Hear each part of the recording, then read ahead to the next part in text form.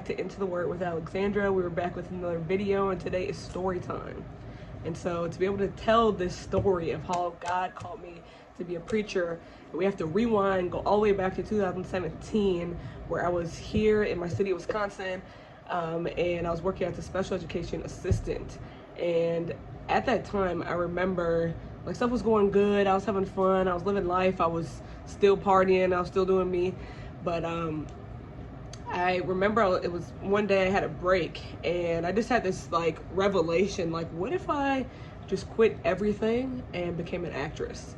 And so for context, I grew up doing like local commercials and different things like that with my younger brother Chris.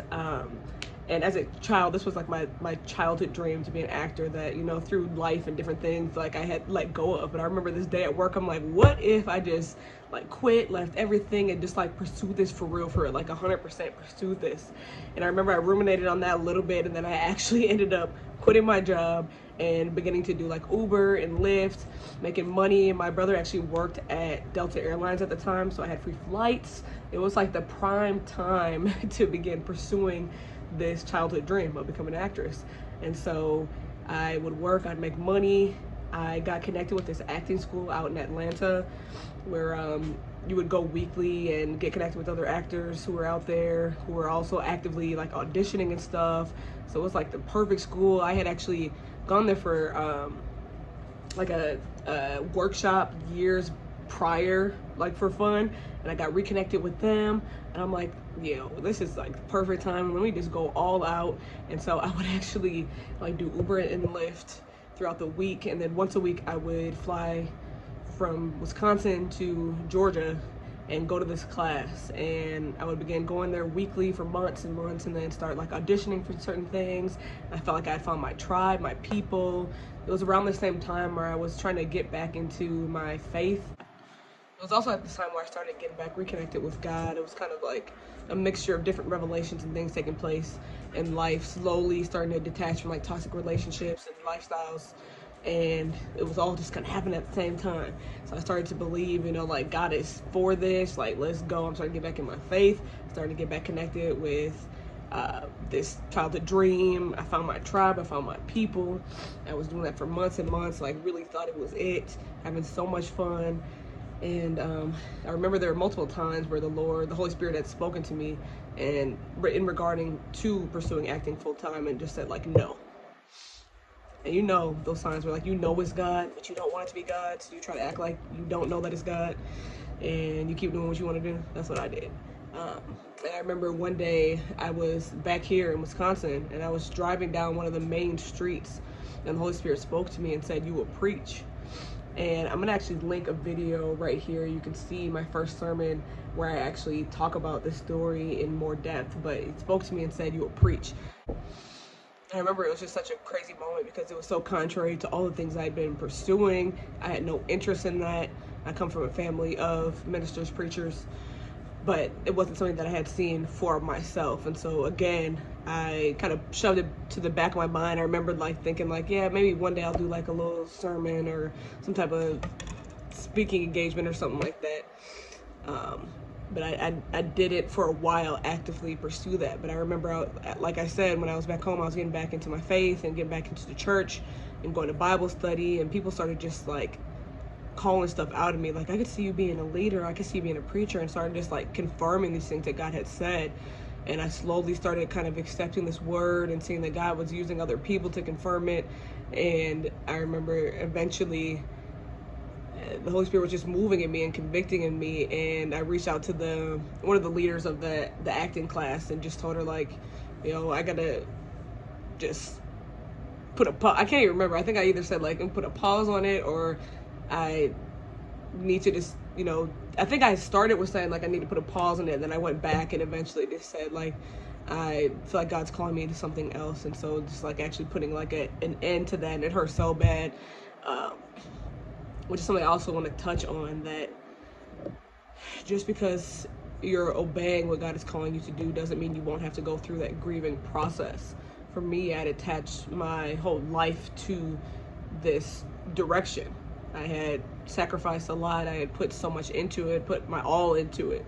That was also when I wasn't out in Atlanta, going to Chicago, driving down there, doing like extra work, and just my whole life was wrapped around this lifestyle and this pursuit of acting. And so I want to just encourage you, if God is calling you to do something that is contrary to what you believed was for your life, that it is okay to embrace that season of mourning, and to pray for joy. I remember praying, God, okay, I'm gonna do this, but I need your joy. I need to be able to enjoy this and find peace with it and find love, shift my perspective, shift my mindset. And so that was a regular prayer for me, and that helped so much along the journey. And so once I had cut off like the acting thing, fully cut that off, I remember God had told me, like I said earlier, like no, like 3 times. Like, I'm not about to make God tell me no more times, even if he would. And so I came back home, and this was 2018 at the time. And I remember as I was getting back into the church, we noticed that there was a gap in like the young adult ministry. There just wasn't one at the time. And so me and another lady who also had ministry background, I partnered with her since I did not. And we're like, let's just get this ministry started. Let's get this going. And that was like my first kind of introduction into leadership. So she helped me figure out how to like craft Bible studies and lead them, create meaningful gatherings, and we were also a part of that age group. And so it was just a meaningful time for all of us. And I just learned so much, as this was like my first introduction into being a leader in the church. And looking back, I feel honored to be able to even be trusted in that space, because I learned so much, even in the couple of years that we had partnered on that. And so fast forward some more time, and I began to kind of get the courage to be able to start sharing this call to being specifically a preacher. I remember I shared it with my mom, and she was shocked, but she also could see it, because you know how your parents are, they're able to see stuff that you can't even see in yourself.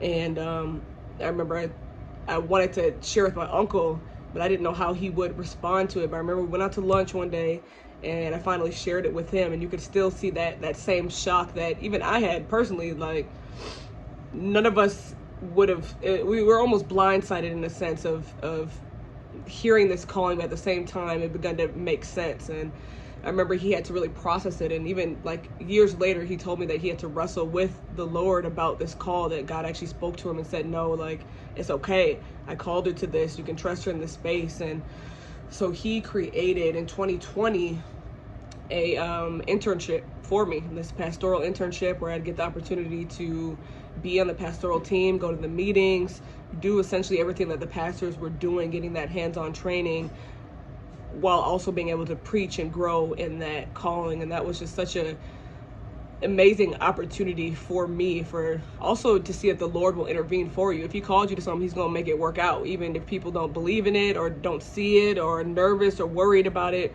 he'll come and he'll confirm that. And that's what he did. And so I began that journey in 2020, and I got the opportunity to preach my first sermon, which is also linked below, where you can hear again more about this story. And I got the opportunity throughout the years to be able to do all of those things, and all of this training. Preaching has become one of my favorite things in the world to do, and it's just so amazing to see how we hold so tightly to the thing that we think that we want, that we think that we're called to, that we invest everything into. But then when God calls us to something, we don't trust that will bring more life, more impact, more fruit, more joy, more peace, more purpose, which it will. And so if you're in that place of not wanting to let go of that thing, I hope that this story just encourages you that it's worth it.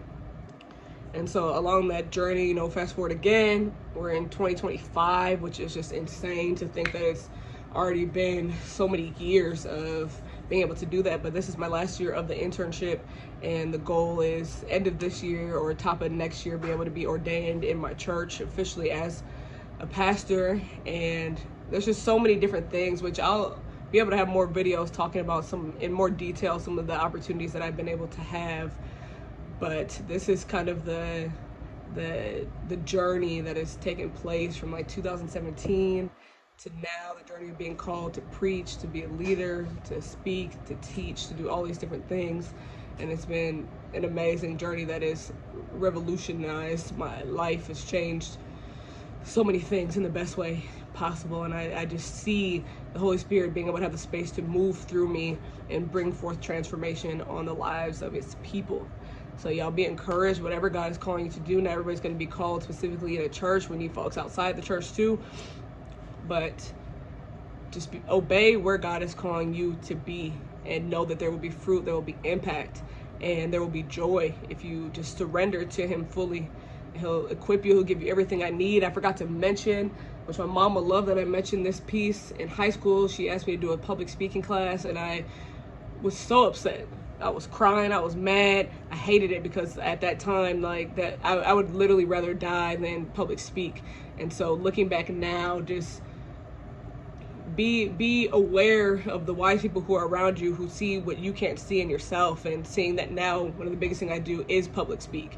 And so pairing that experience and that opportunity, I actually ended up loving that class. And then now being able to see, even through the things that God doesn't want you in as your purpose, as your calling, he'll still use to grow you. In acting, that helped me also to develop my skills and my public speaking and my ability to interact with other people and to connect with people. And so don't dismiss where you are, what you've been through, and be open to where God's trying to take you. Thank y'all for watching. Again, watch the video below if you want to see my first sermon, and I'll make a link to all the other sermons if you ever want to check those out too. Love y'all. See you next video.